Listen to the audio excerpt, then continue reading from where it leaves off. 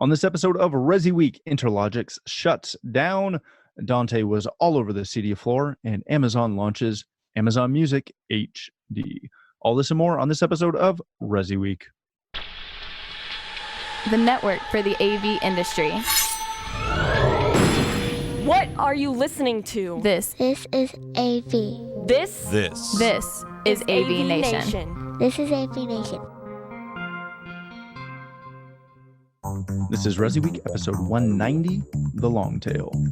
Support for AVNation is brought to you by Atlona, the go-to provider for AV signal distribution and control in corporate, higher education, and residential spaces. Welcome to ResiWeek. This is your weekly wrap-up of all the latest news and information from the residential AV industry. I'm your host, Matt D. Scott for AVNation.TV. And today I am pleased to be joined by the one and only Jason Knott. He is the editor-in-chief at CE Pro. How are you, sir? I'm doing great. Thanks for having me, Matt. Thank you so much for being here. Next, we have Jimmy Paskey. He is in charge of residential sales at Surgex. How are you, sir? Fantastic. Good to be here. Thank you for being here. And last but not least, we have our honored guest, Mitchell Klein. He is the president of the Z-Wave Alliance. How are you, sir?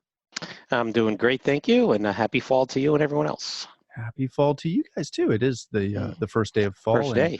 It is. We're celebrating it here in Canada with a 85-degree day. It's fantastic. 90 plus here in Boston. Oh, yeah, not fun. If you were living under a rock, essentially this is our first major week back since Cydia Expo 2019, and we do have some good entertaining news to kind of cover out of that. The first of which, as I alluded to with the honored guest of Mr. Klein here, at this year's show, he earned the Cydia Lifetime Achievement Award.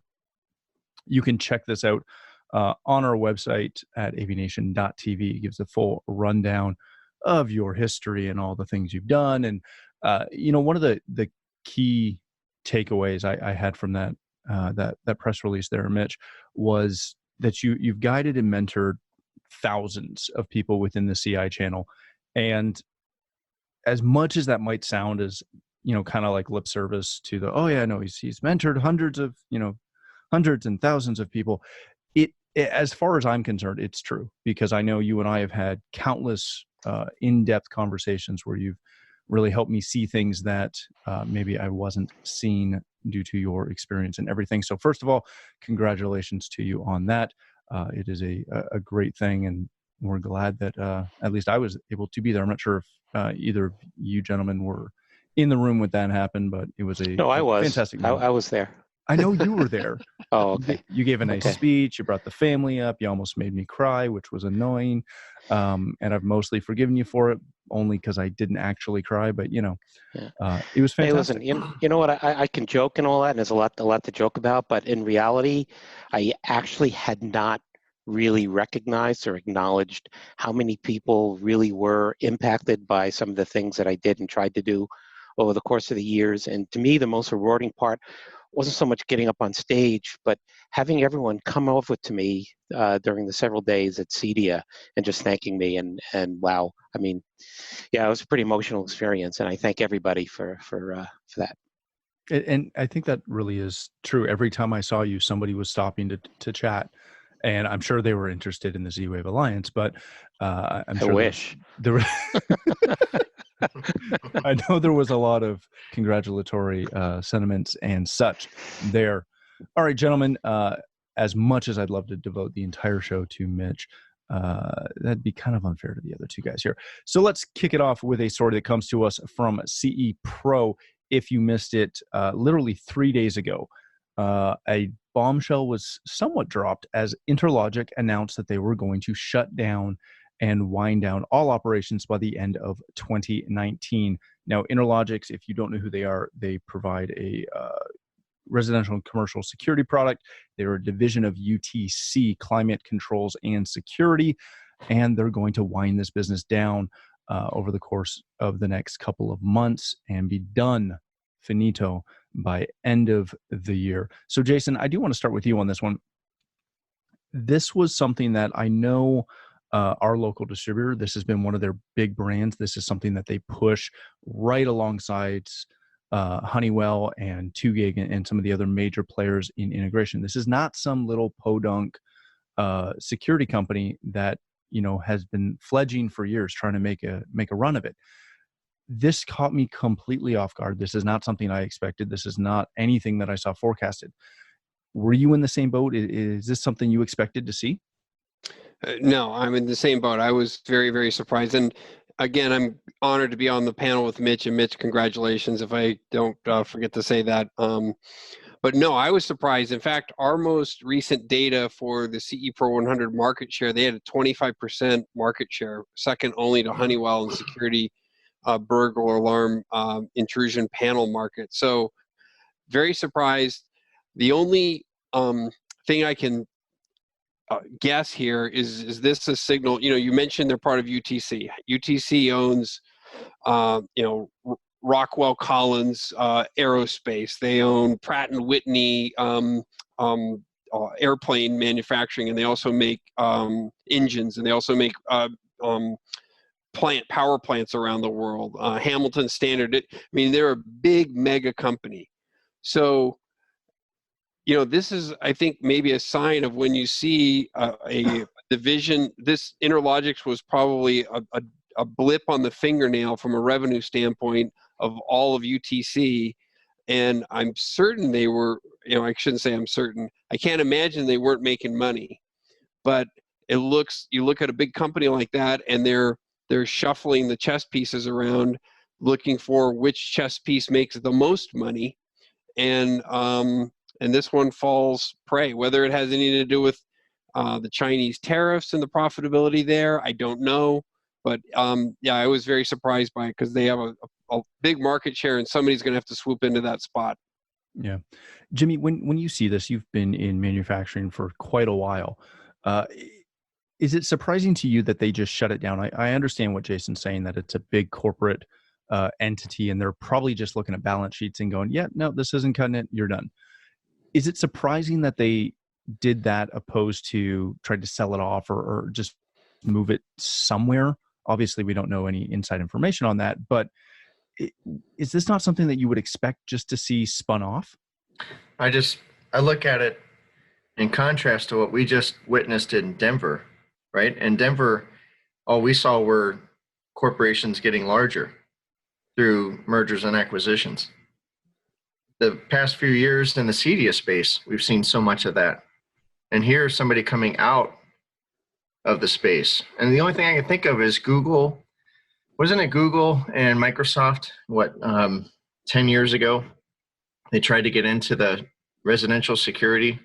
I think that lasted a year or two, and then they kind of got out of it pretty quick. And so maybe this is just like Jason's saying, where is the focus of our company, and where should it be to maximize on profits? Very interesting. Yeah, and if I could add in, they didn't shut down the whole climate and controls and security group. They still have Kidde smoke detectors. They still have Linnell access control. So they still have a fingerprint in the security space. Just as Jimmy points out, maybe just they're looking at the resi space and they just don't want to play there. So yeah. Mitch? Yeah, I can build on that for a second. So I think if you look at where they are with their panels are old school. Mm-hmm. And you're looking at companies like what Qualys is doing, which is really pushing the envelope. Honeywell Home, also known as Residio, they're all moving into this smart home side and getting the touch panels and Z-Wave and other platforms. And Interlogix, listen, big company looking at it going, hey, for us to get there, we have to invest X for this ROI versus go here. And, the decision they made isn't surprising to me. It's more about the timing and the suddenness of it than the decision itself. So let me switch the conversation for one moment. We've obviously talked about how this affects manufacturing, et cetera. How do dealers, how do security companies deal with this when either you have products that are spec'd, that are ready to go, and all of a sudden you hear it's done? What do you do with your existing clients that are expecting ongoing support for that product? We've all, it says it right in the story that they're planning to support this going forward. I can attest that we've had security companies that have folded or been purchased and renamed, rebranded, and support becomes a nightmare. What do integrators do? Mitchell, I'll kind of direct this to you. What do integrators do, and how do they communicate that to their clients? First of all, I don't think we've heard the rest of the story. That may close it down, but I would imagine that there's plenty of security companies who want to swoop in and pick up those customer lists and client lists. So I don't think we've heard the last of it. Someone's going to come in and pick up those pieces. In terms of if you've already specified but not installed, I don't think there's anything proprietary in that you couldn't fill in with something else. Perhaps the pricing may be different, the use case may be different, but overall, from a functional standpoint, it's not a whole lot of difference. And if it turns out they have to make a change later on down the road, I mean, this would be a serious upgrade. People have these old-fashioned panels in their wall, and as a dealer, if you need a support or service opportunity to move them up into the smart home from there, you've got some panel upgrades. So I don't really see it as a disaster for the installers as much as it is for the folks who actually work for and sell Interlogic's products. Yeah, that's going to be a challenge. All right, gentlemen, let's move on to our next story of the day. This comes to us from Residential Tech Today. And I got to say, this was one of the things that excited me the most coming out of CEDIA Expo, as Mitch Clanton smiles in the background. Dante was being spoken all over the show floor. Jimmy, I'm going to start with you on this one. Dante has been a absolute staple in the Pro AV, the live sound space for, 5 years easily now. They're doing fantastic things with Dante. I'm on one hand surprised it took this long to show up into residential, but at the same time, just wildly excited about what can happen with Dante in residential. Why is it important that we see some of these pro-grade technologies coming into residential spaces? It's interesting from the perspective of Surgex. We have a steep history in pro and commercial, and I think it translates well to residential from the standpoint of we're always in mission critical applications, and the commercial space absolutely has to have reliability, ease of operation, and I think in the residential world, our clients want ease of operation. Of course, our integrators are going to make that happen no matter what, but reliability is a bonus, right? So that translates well. I also think that I'm hearing more and more about the Infocom crowd and the CEDIA crowd meshing more and more together. I saw so many residential guys at the Infocom in Orlando, and we had a few commercial guys show up on my badge scan leads, or badge scans anyway, for booth attendance at CEDIA. So that always is interesting to watch that dynamic continue to morph. Yeah, it's very interesting to watch. I've noticed that as well. To follow up on that, Matt, so our most recent data showed that in 2018, the typical residential integrator had 32% of his revenues come from commercial. And about a month before the show, I was down visiting a major manufacturer, and they're showing me what the stuff they're going to debut. And then all of a sudden they got to telecom systems and all this sort of stuff and conference boardroom microphones. And I said, well, why are you showing me this? And they said, well, this is what's going on. Anything that's less than they use the term 5 boardrooms in a commercial establishment, the commercial guy isn't doing that job for the most part. The residential guy is. And they have actually defined it as a quote unquote resi-mercial division within their company. And they are the primary installer of these smaller project light commercial. We've already seen these guys doing bars and restaurants and those sorts of things. We're not talking about industrial complexes of Disney World, but corporate boardrooms with like 4 or 5 boardrooms in it. That CEDIA guy's doing that. Yeah, it's very, very entertaining to watch. Mitch, when you see this, the crossover is there. We know it's there. What does this mean for the residential integrator who is not used to this kind of technology? They, as Jason alluded to, they may be in those smaller boardrooms, but those smaller boardrooms aren't necessarily using Dante. They're not using some of these more advanced network audio transport solutions. Is there going to be pushback from traditional residential integrators, or are they going to get on board and just learn how this works? Well, I think there's two points to that. First of all, yeah, they have no choice. If they're using products with Dante, they got to jump on it. Years ago, when I was doing product for another company, before we went with Ethernet, we actually looked into Dante. Actually, it was CobraNet, I think, was the one even before that. Yeah. But Dante became the better version of that. And Dante is the ideal solution from the mixing console to the stage, because single patch and long distance for aligning time in an amusement park, or some type of sound reinforcement in a stadium. And I struggled to figure out why and how I would use it in a home. It's audio, and so yeah, maybe out into a long distance run to the backyard or something. But I am not really clear on the appropriate use case outside of a closed loop like a JBL synthesis where everything just patches together with a single cable. But outside of that, I'm not clear on where the benefit would be in the residential community. But that said, if you guys are doing ResiMercial, yeah, read up on it, understand how it works, and be prepared to start working with it. So Jason, let me bring this back to you. Mitch is saying that he doesn't necessarily see the use case. I know myself, I can see the use case. I also understand where it can be overkill.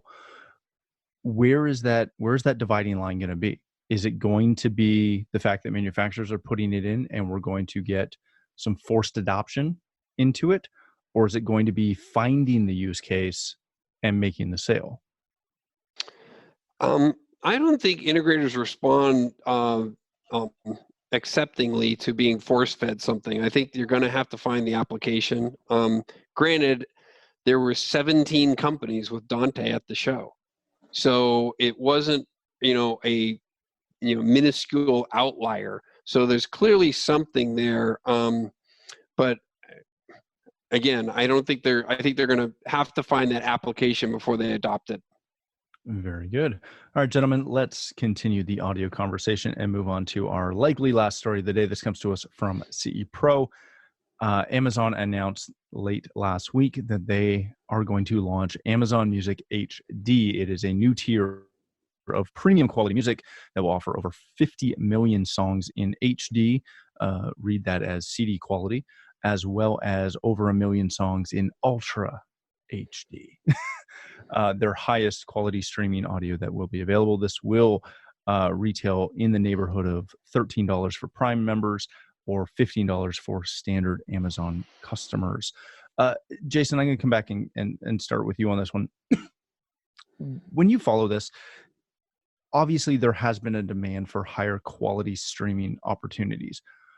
Amazon being such a juggernaut, what does this do? I've read stories already saying that Apple can't compete with this, that Spotify won't be able to compete with this at this point, that Amazon's literally just going up against Tidal. Is that where this is going to, is that where this is going to play, or will Spotify and Apple Music catch up quickly, or will there be another player? From the people I've talked to, they believe Apple at some point is going to do this also. I can't speculate about Spotify. I don't know. I thought it was interesting Amazon pulled out all the stops with the direct quote from Neil Young in the announcement that it was going to, quote unquote, change the world. Just like a pony player? Yeah, exactly.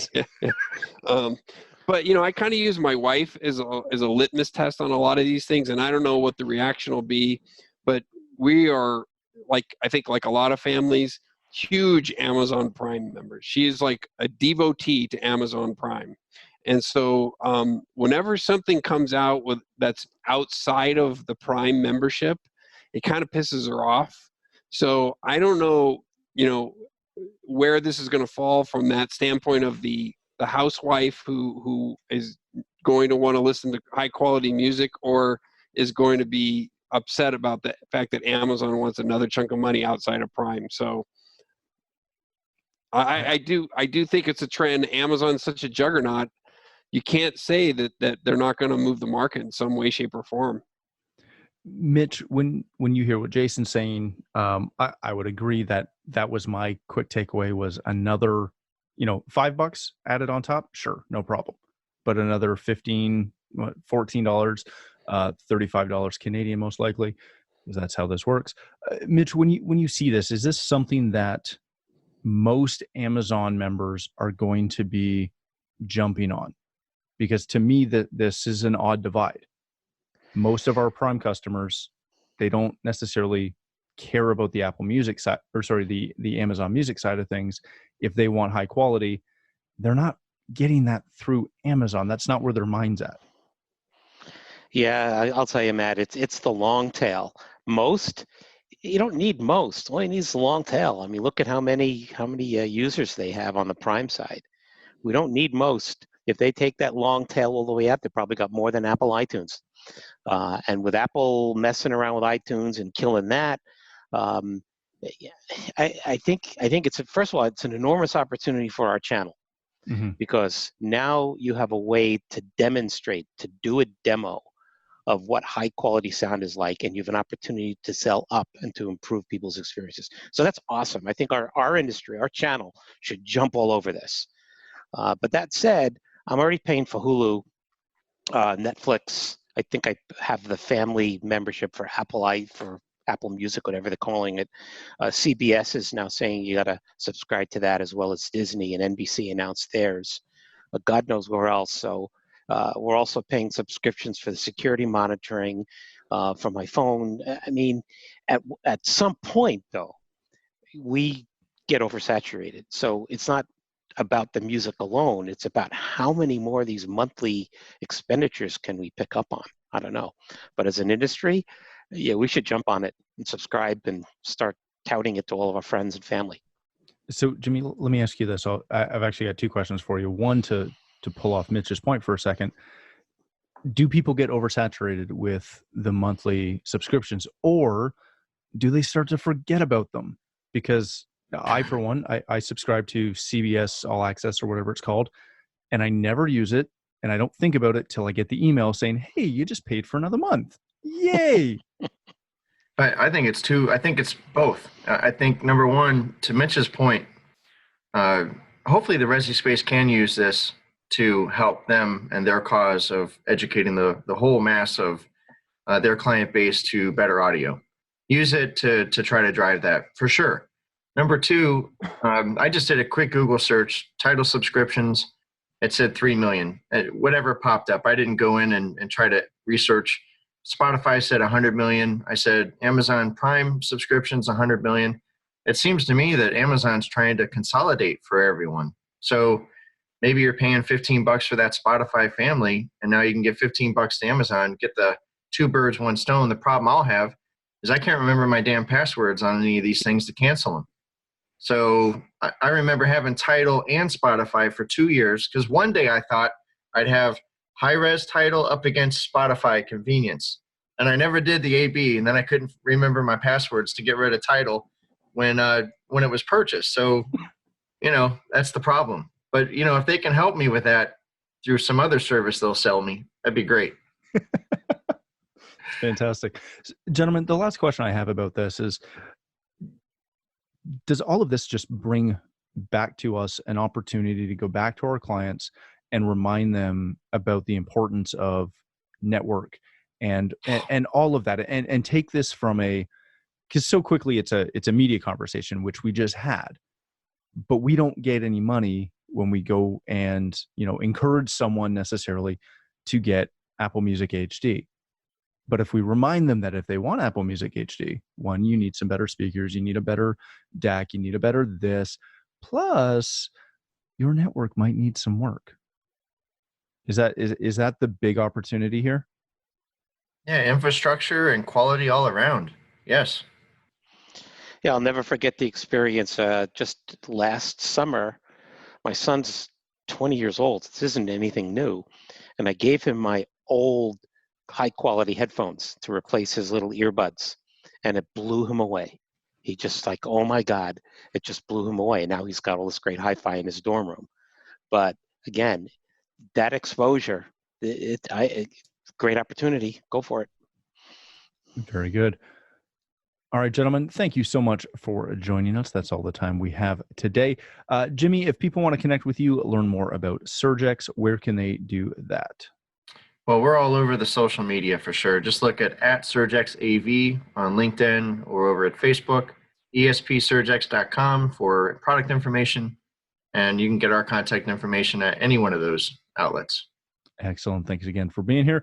Jason, my friend, thanks again for joining us as well. If people want to connect with you, learn more about CE Pro, where can they do that? They can go to cepro.com for the website. The Twitter handles are at CE_pro or at Jason W. Knott. Excellent. And my good friend, Mitchell Klein, thanks again for being here, Mr. CDA Lifetime Achievement Award recipient. If people want to connect with you and learn more about Z-Wave Alliance, where can they do that? Hey, it's always a pleasure to be here, as you know. You can email me at mitch@zwavealliance.org. There's a hyphen, Z-Wave Alliance. You can also tweet at me at Mitchell_Klein, Klein.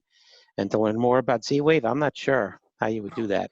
Or you just go to zwavealliance.org. You could do that too. That's the easiest way to get there for sure. Yeah, it is. It's a good start. Yeah, good start. Good start. Excellent. Well, thank you again, gentlemen.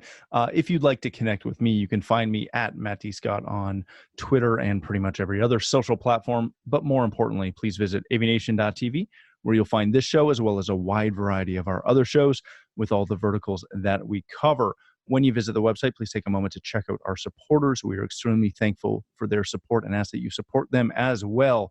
As a minor personal note, the CDA Board of Director elections are up again, and I've been honored to be nominated again this year. So if you'd like to get more information, obviously tweet at me or shoot me an email. But please, whether you vote for me or don't vote for me, get out there and vote for your board of directors. They and we are the group that help direct where this industry association is going. And it's great if you can put your voice to that. Thanks again. If you get a chance to vote for me, but thanks again for watching. That's all the time we have for this episode of ResiWeek.